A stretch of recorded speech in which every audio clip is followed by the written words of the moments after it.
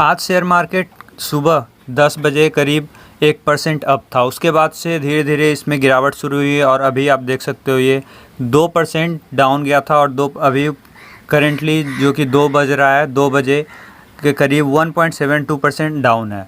तो share market के ये कोलैप्स होने का क्या कारण है, आज इसी पे हम चर्चा करेंगे। तो आप समझ सकते हो इसके पीछे 2 वजह है, 2 मेन कारण है।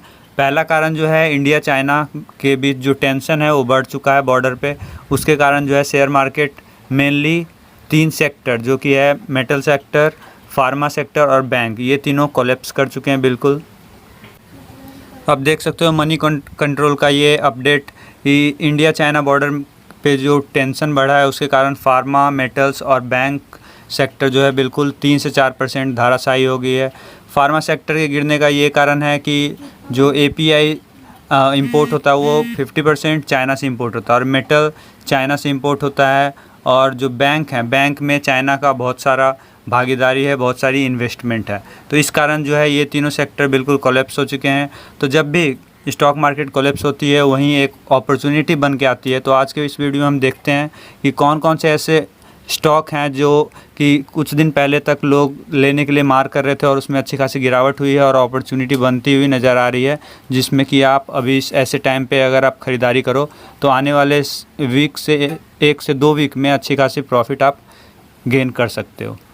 तो welcome you all to your own channel stock mantra. अगर आपने चैनल को सब्सक्राइब नहीं किया है तो सब्सक्राइब करें और नोटिफिकेशन बेल पे क्लिक करें। इसके पीछे दूसरा एक और कारण है, वो है कि GDP डेटा आने वाला है और GDP डेटा आने वाला है, इसके लिए बहुत ही नेगेटिव डेटा है, जो कि ऐसा रिसेशन बताया जा रहा है कि ये बहुत ही सालों बाद ऐसा रिसेशन देश में देखने को मिलेगा डेटा के हिसाब से। क्योंकि ऐसे जो अभी माना जा रहा था कि निफ्टी जो है ओवरबाउट जोन में है, ओवरबाउट जोन में होने के कारण और जो GDP की डेटा आएगा तो उन दोनों में अगर इतना डिफरेंस दिखने वाला है, उससे शेयर मार्केट ऑटोमेटिकली गिरावट होगी। तो आप समझ सकते हो 2 कारण, बहुत महत्वपूर्ण कारण मिलके शेयर मार्केट को नीचे की ओर खींच ली, 1% ऊपर से 2% नीचे तक। अब हम देखते हैं कुछ ऐसे स्टॉक्स जिस पे हम ख़रीदारी कर सकते हैं। चूँकि तीनों सेक्टर में, फार्मा सेक्टर, मेटल सेक्टर और बैंकिंग सेक्टर, तीनों अच्छे सेक्टर हैं जिसमें कि आने वाले टाइम में अच्छा खासा प्रॉफिट मिलने वाला था, लेकिन इसमें गिरावट हुई है। तो कुछ ऐसे स्टॉक्स हैं जिसमें हम ख़रीदारी करेंगे तो आने वाले टाइम में अच्छा खासा प्रॉफिट गेन कर सकते हैं। पहला जो सेक्टर है वो बैंकिंग सेक्टर। आप देख सकते हो निफ्टी बैंक करेंटली 3.11% डाउन है। एक्सिस बैंक देख सकते हो 2.86% डाउन है। पिछले दिनों ही ये करीब 8% अप था। HDFC बैंक -0.13% डाउन है। ICICI बैंक आप देख सकते हो 4.45% डाउन है। फेडरल बैंक 6.37% डाउन है। बजाज फाइनेंस 2.64% डाउन है। बंधन बैंक 3.36% डाउन है। कोटक महिंद्रा बैंक 4.41% डाउन है। उसी तरह बजाज फिनसर्व 4.17% डाउन है। केनरा बैंक 3.48% डाउन है। ऐसे ही SBI आप देख सकते हो 4.20% डाउन है। SBI state bank of India बहुत ही अच्छा स्टॉक माना जा रहा था आने वाले टाइम में। बहुत सारी रेटिंग एजेंसियों ने इसका टारगेट प्राइस 280, 300 तक दिया था और लोगों ने बहुत सारी ख़रीदारी की थी इसमें, लेकिन आज जो कि मार्केट कोलैप्स हुआ है तो ये शेयर भी 4% डाउन है। और ऐसे ही टाइम पे आप ख़रीदारी कर सकते हो ऐसे स्टॉक्स में, SBI में। ICICI बैंक भी आप देख सकते हो 4.45% डाउन है, इसमें भी ख़रीदारी कर सकते हो आप। आने वाले टाइम में इसका जो टारगेट प्राइस दिया गया था ये भी 500 के करीब दिया गया है, 520 के करीब। तो ये भी अच्छा खासा रिटर्न आपको आने वाले 2 वीक में दे सकती है।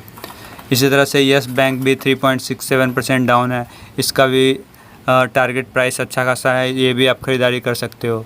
फिर DCB बैंक 4.2%, सारे बैंक ऑलमोस्ट आप देख सकते हो अच्छा खासा डाउन है। तो अगर 2 स्टॉक्स, बैंकिंग स्टॉक्स में सजेस्ट करूंगा तो SBI आप ख़रीद सकते हो, फिर आप ख़रीद सकते हो बंधन बैंक, और अगला जो है वो फेडरल बैंक भी आप ख़रीद सकते हो, फिर ICICI बैंक। ये 4 स्टॉक बैंकिंग सेक्टर में आप ख़रीद सकते हो।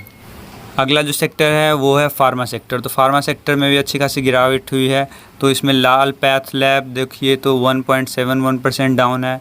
सुवीन फार्मा 5.89% डाउन है। टोरेंट फार्मा 2.55% डाउन है। बायोकॉन 3.03% डाउन है। लॉरस लैब 5% डाउन है। कैडिला हेल्थ केयर 4% डाउन है। सन फार्मा 5.85% डाउन है। लुपिन 3.72% डाउन है। इप्का लैब 3.17% डाउन है। ओवरऑल अगर निफ्टी फार्मा को देखें तो 4.19% डाउन है। इंडिया ह्यूम देखें तो 7.95% डाउन है। डॉक्टर रेड्डी 2.47% डाउन है। अल्केम लैब 4.46% डाउन है। ऐसे ही और भी बहुत सारे शेयर, जैसे अरविंदो फार्मा फेमस शेयर है, 5.98% डाउन है। तो आप ग्लेनमार्क देखो तो 3.52% डाउन है। APL limited, Alembic pharma limited 3.13% down है। डिविस लैब 4.43% डाउन है। ऐसे ही ऑलमोस्ट सारे शेयर ऑन एन एवरेज माने तो 4% डाउन है। तो इस अगर फार्मा सेक्टर में कोई अगर स्टॉक अभी इस टाइम पे आप ख़रीद सकते हो वो है आप अगर फार्मा सेक्टर में कोई स्टॉक आप ख़रीद सकते हो वो है सुविन फार्मा। सुविन फार्मा आप ख़रीद सकते हो। ये शेयर अभी करीब 6% डाउन है। अच्छा खासा मौका है आपको इस शेयर को ख़रीदने का।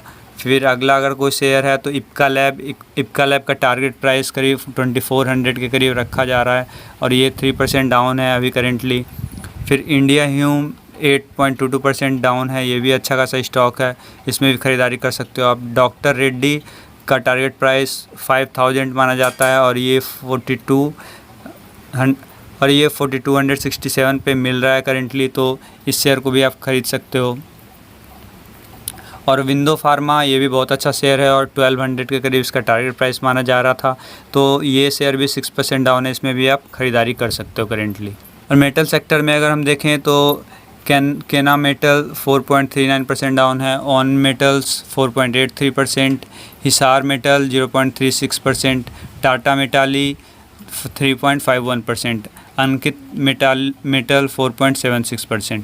तो इसी तरह से निफ्टी मेटल अगर देखें ओवरऑल 2.87% डाउन है। तो इस तरह से आप देख सकते हो कि मेटल सेक्टर भी अच्छे खासे डाउन है।